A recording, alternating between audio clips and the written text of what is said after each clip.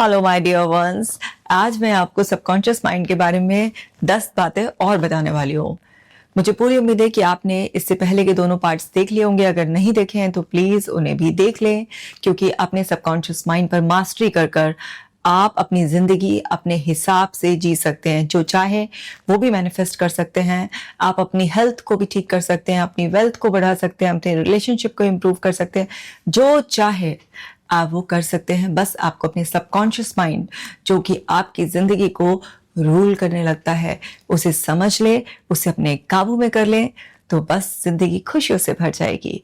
चलो आप जल्दी से सीखना शुरू करेंगे। उससे पहले आप ऐप को डाउनलोड कर लो, क्योंकि आपको डेली ब्रेथ वर्क करना है, मेडिटेशन करना है। उससे आपका माइंड शांत रहता है और जल्दी से आपकी बात सुनता है। अब हम सीखना शुरू करते हैं। The subconscious stores patterns, not just memories. Subconscious mind patterns बनाता है। आपके पास मेमोरी तो बनती है, जो भी आपके साथ हुआ है या आपने अपने आसपास देखा है उस सब की मेमोरी बनती है। लेकिन क्या होता है, जैसे जैसे हम बड़े होते हैं ना, तो वो जो इवेंट्स, इंसिडेंट्स, हमारे एक्सपीरियंसेस हुए होते हैं, वो थोड़े से हमारे फेड होने लग जाते हैं। हमें एग्जैक्टली सारे इवेंट्स याद नहीं रहते हैं, लेकिन वो रिपीटेड जो हमारे एक्सपीरियंसेस थे उससे हमारा माइंड पैटर्न बना लेता है। फॉर एग्जाम्पल, एक बच्चे को जब भी उसने अपने इमोशंस को एक्सप्रेस किया तो उसको यही बोला गया, क्या कमजोरों की तरह रोना शुरू कर दिया है, शिकायतें करनी शुरू कर दी हैं, अपने ऊपर काबू रखो, स्ट्रांग बनो। इस तरीके से उसको बार बार जब भी कुछ ऐसा हुआ उसके साथ जिसमें उसके इमोशंस बाहर आए, उसने एक्सप्रेस करने की कोशिश की, लेकिन हर बार उसको यही बता दिया गया, यही समझा दिया गया। अब इससे उसका एक पैटर्न स्टोर हो जाएगा, जिसमें वो जो इंसिडेंट्स हो रहे थे, जो इवेंट्स हो रहे थे, जो सिचुएशंस आ रही थी, जिसमें उसको बार बार बार बार, कभी किसी बच्चे से उसकी फाइट होने पर, कभी स्कूल में टीचर के कुछ कहने पर, कभी सिबलिंग से लड़ाई होने पर, कोई भी सिचुएशन में जब भी उसके इमोशंस बाहर आ रहे थे, उसको बस इमोशंस को सप्रेस करने के लिए और स्ट्रांग बनने के लिए कहा गया। तो हो सकता है उसे बड़े होकर ये याद ना रहे कि क्लास में क्या कहा गया था, या किसी बच्चे ने मुझे किस तरीके से कुछ बुली किया था या लड़ाई हुई थी। वो हो सकता है उसकी मेमोरी से फेड हो जाए, लेकिन वो जो पैटर्न उसका बना है, वो जब वो 20 साल का हो जाएगा, 30 साल का हो जाएगा, 40 साल का भी जाएगा, अगर उसने कभी अपनी रीप्रोग्रामिंग नहीं करी तो वो पैटर्न उसको बाद तक भी डोमिनेट करता रहेगा। उसको अपने इमोशंस को एक्सप्रेस करने में सेफ फील नहीं होगा। उसे लगेगा कि इमोशंस को सप्रेस कर लेना ज़्यादा अच्छा है, स्ट्रांग बने रहना ज़्यादा अच्छा है। वो बाहर से स्ट्रांग दिखाएगा, लेकिन अंदर से वो बहुत ही कमज़ोर होगा। तो हमें ये समझना है कि पैटर्न हमारे सबकॉन्शियस माइंड के लिए इंपॉर्टेंट है। एक टाइम के बाद क्या हुआ, किसी इवेंट की डिटेल्स मायने नहीं रखती हैं, लेकिन उसके जो एक्सपीरियंस हुए, जो उससे एक लर्निंग हमारे सबकॉन्शियस माइंड ने ली, वो उस पैटर्न को ही इंपॉर्टेंस देता है। और हम सभी लोग अपने ही पैटर्न्स रिपीट करते रहते हैं। तो अपने अपने पैटर्न्स को पहचानो, अवेयर हो अपने पैटर्न के बारे में, और फिर उस पैटर्न को चेंज करना है आपको। क्योंकि जब आप अवेयर हो जाते हो तो आप कॉन्शियसली चूज कर सकते हो कि अच्छा, अभी तक मैंने इस सिचुएशन को इस तरीके से हैंडल किया है, ऐसे मैंने मीनिंग क्रिएट किया है, ऐसे मैंने एक्सप्रेस किया है, अब मुझे ये डिफरेंट करना है। तो आप अवेयर होकर चूज करते हो एंड देन एक्शन लेते हो, तो आपके पैटर्न्स रिप्लेस हो जाते हैं। नेक्स्ट है, early childhood experiences shape core beliefs. आपके जो शुरुआती एक्सपीरियंसेस होते हैं ना, वहीं से आपके कोर बिलीफ बनने शुरू हो जाते हैं। अगर एक बच्चे को बार बार बोला गया है, शाबाश तुम तो बहुत बहादुर हो, तुम तो इंटेलिजेंट हो, तुम तो सब कुछ कर सकते हो, उसे अगर बार बार बार बार ये बोला जाए तो उसका बिलीफ बन जाएगा कि यस, मैं ये कर सकता हूँ, मैं डिजर्विंग हूँ, मेरे अंदर वो इंटेलिजेंस है जिसके बेसिस पर मैं जो चाहे वो कर सकता हूँ, जो चाहे वो सीख सकता हूँ। उसका कॉन्फिडेंस लेवल बहुत ज़्यादा अप रहेगा, क्योंकि वो इस बात पर विश्वास करता होगा कि उसके अंदर वो पोटेंशियल है, वो केपेबल है। और इससे ऑपोजिट अगर किसी बच्चे को बोला जाए तो उसके अंदर कमज़ोर बिलीफ बन जाएंगे, उसके अंदर नेगेटिव कोर बिलीफ बन जाएंगे कि मैं वर्थलेस हूँ, यूजलेस हूँ, I am not good enough, others are better than me, कुछ भी इस तरीके के उसके अंदर सेट हो जाएंगे। और जो हमारे कोर बिलीफ होते हैं, हमारा सबकॉन्शियस माइंड हमारे बिलीफ के अकॉर्डिंग ही इमोशनल केमिस्ट्री चेंज करता रहता है, और वैसा ही हम बिहेवियर करते हैं। तो हमारे कोर बिलीफ जो होते हैं, उसी से रिलेटेड हमारे मन में थॉट्स आते हैं, वैसे ही इमोशंस और फिर वैसा ही बिहेवियर हो जाता है। तो जब भी आपको ऐसा लग रहा है कि आप जो चाह रहे हैं वो हो नहीं पा रहा, तो एक बार ज़रा रुक कर ये समझ लीजिएगा कि आपके अंदर क्या बिलीफ है। तो हमें ये चीज़ समझनी ही होगी। जैसे मेरे पास ना एक लड़की आई थी, वो बहुत अच्छी फैशन डिज़ाइनर थी, उसके डिज़ाइंस वगैरह कलेक्शन मैंने पर्सनली खुद भी देखा। अब वो चाहती थी कि सेलिब्रिटीज़ की ड्रेसेस वो डिज़ाइन करें और काफ़ी अच्छी वेल ऑफ फैमिलीज़ की ड्रेसेस वगैरह वो डिज़ाइन करती भी थी। तो वो चाहती ये थी, लेकिन उसके अंदर का कोर बिलीफ पता है क्या था? उसके अंदर का ये था कि ये सेलिब्रिटीज़ तो बहुत नखरीले होते हैं, इनको तो फैशन सेंस एक फैशन डिज़ाइनर से भी ज़्यादा होती है, इनकी नॉलेज ज़्यादा होती है, ये लोग मेरे डिज़ाइंस को रिजेक्ट कर देंगे। इस तरीके के उसके अंदर वो था कि ये जो सेलिब्रिटीज़ होते हैं उनको फैशन सेंस एक नॉर्मल डिज़ाइनर से कहीं ज़्यादा होती है। तो उसको ऐसा लगता था कि मैं जो भी डिज़ाइन बनाऊंगी उसमें कुछ ना कुछ कमी ही रह जाएगी, वो कोई पसंद नहीं करेगा। ये सब उसे क्यों लगता था? क्योंकि उसको लगता था उससे ज़्यादा इंटेलिजेंट, उससे ज़्यादा क्रिएटिव तो ये सेलिब्रिटीज़ होते हैं। तो उसका ये जो बिलीफ था वो उसको बार बार रोक लेता था। क्योंकि अगर आपका कोई भी ऐसा बिलीफ है जो आपकी विश, गोल, डिज़ायर से ऑपोजिट है, तो वो आपको हमेशा रोकेगा ही रोकेगा। क्योंकि आप जो भी कुछ विश कर रहे हैं, जो भी कुछ गोल बना रहे हैं, वो आपके कॉन्शियस माइंड का मैटर है और सबकॉन्शियस में आपके बिलीफ पड़े होते हैं। तो वहाँ पर मिसमैच अगर हो जाता है तो सबकॉन्शियस माइंड डोमिनेट करता है और वो रोकने लग जाता है। तो आज आपको कोई भी अगर चैलेंज आ रहा है तो समझिए, जब मैंने इस लड़की को बताया ये और ये समझ गई कि ओके ये दो ऑपोजिट डायरेक्शन में चल रहा है और इस वजह से जो बिलीफ है सबकॉन्शियस माइंड मुझे कंट्रोल कर रहा है, और इसने अपने बिलीफ को चेंज किया। और जब इसने बहुत ही क्रिएटिव सेल्फ से अपने जो बेस्ट कर सकते थी वो डिज़ाइन बनाए और कुछ को भेजे, उसके बाद इसके डिज़ाइंस लाइक होने लगे और इसके पास ऑर्डर्स आने लगे, इसको मौका मिलने लगा सेलिब्रिटीज़ की डिज़ाइन ड्रेसेस को डिज़ाइन करने का। तो समझने वाली बात ये हो कि ये बात सिर्फ उस लड़की की नहीं है, बात हम सब की है। आज आप जिस भी एरिया में अगर स्टक फील कर रहे हैं तो देखिए कि आपके क्या कोर बिलीफ है, उन्हें चेंज करने पर काम कीजिए, तब जिंदगी आपकी बहुत आसान हो जाएगी। नेक्स्ट है इंटरनल कॉन्फ्लिक्ट वीकन्स गोल अचीवमेंट। आपके अंदर अगर कॉन्फ्लिक्ट है तो आपका गोल अचीवमेंट आप बहुत स्लो करेंगे या होगा ही नहीं। अभी जो इंटरनल कॉन्फ्लिक्ट है इसको समझिए, आपके पास माइंड कॉन्शियस रूप में भी है और सबकॉन्शियस रूप में भी है। अगर आपका कॉन्शियस माइंड चाहता है कि आप करोड़ों रुपए कमाएं, आपका सबकॉन्शियस माइंड अंदर ये बिलीफ लिए हुए बैठा है कि यार पैसा कमाने वाले लोग तो बहुत ही खराब होते हैं।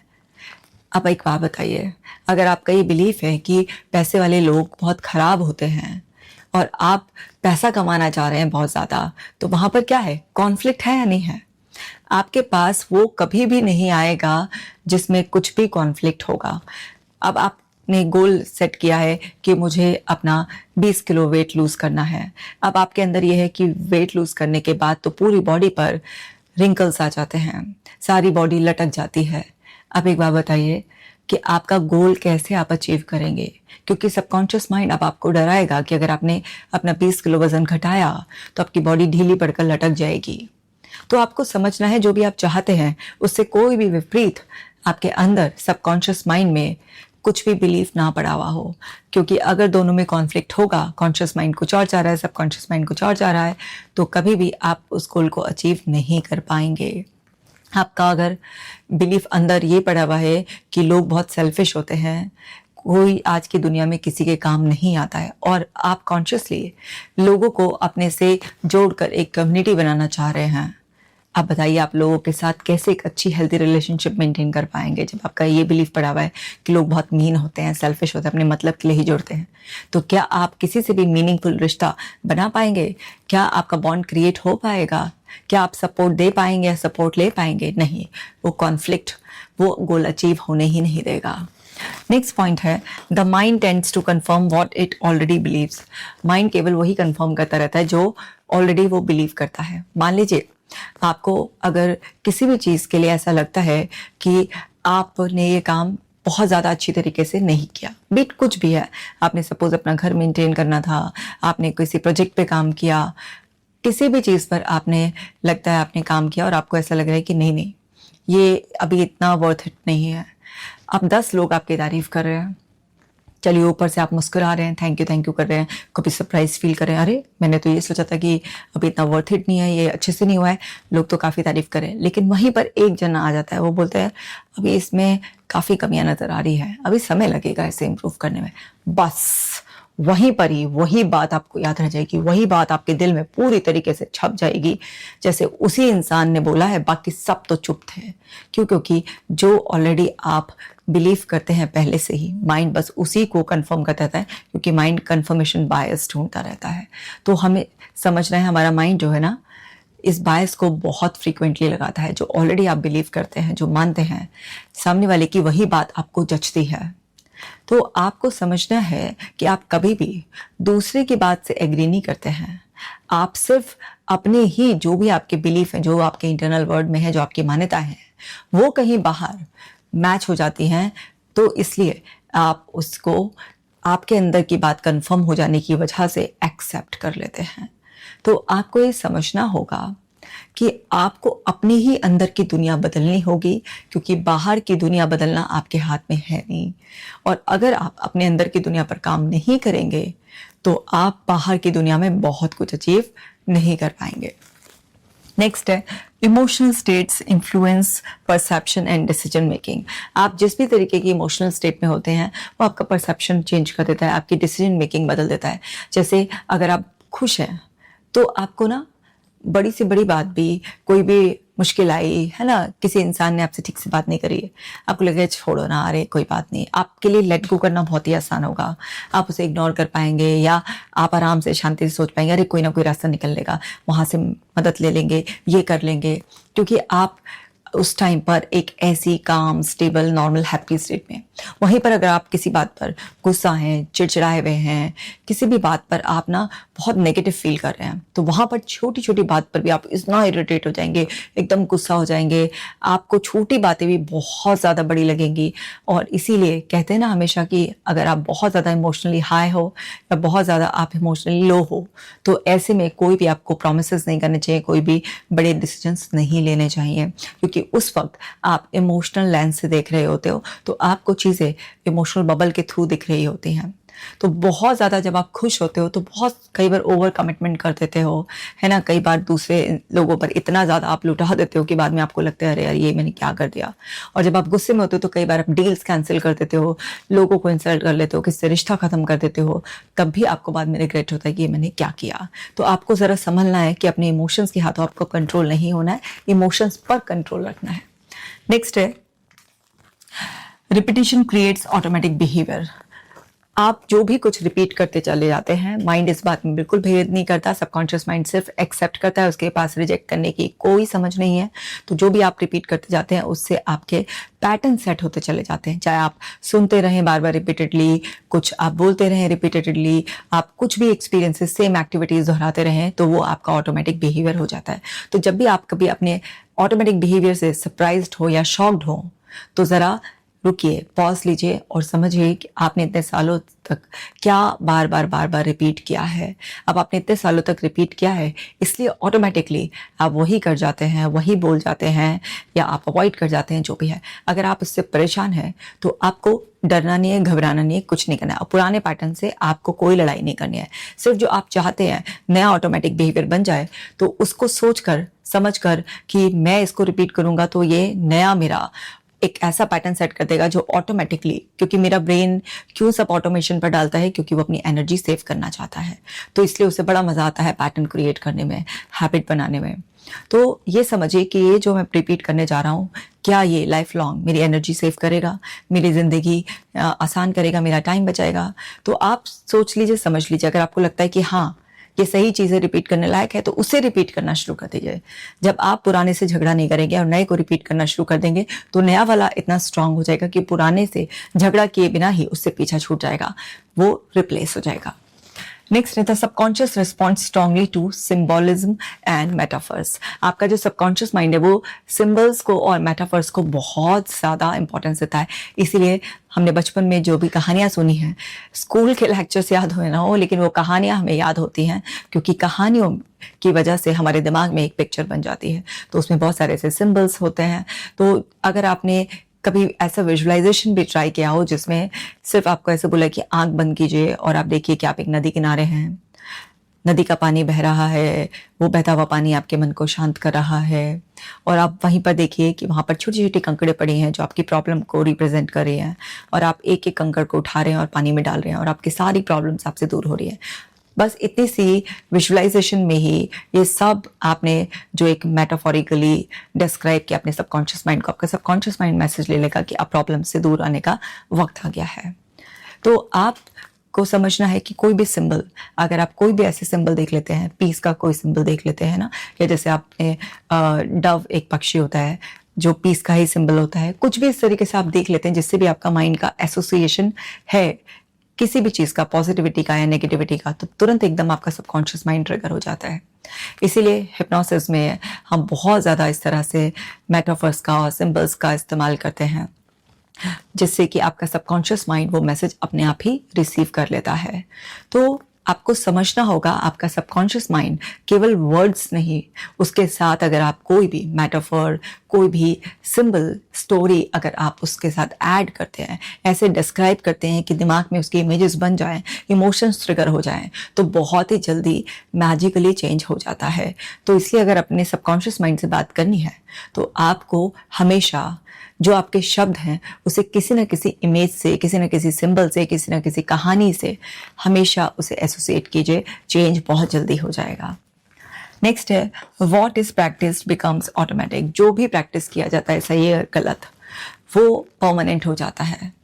तो आपको समझना है कि आप जो प्रैक्टिस करें हर रोज, इस बात के लिए अपने आप से सवाल पूछें कि आज मैंने इसे फिर रिपीट किया, मैंने आज इसकी प्रैक्टिस की है, क्या ये आज से 5 साल बाद, 10 साल बाद, 20 साल बाद भी मेरे लिए यूजफुल रहेगा?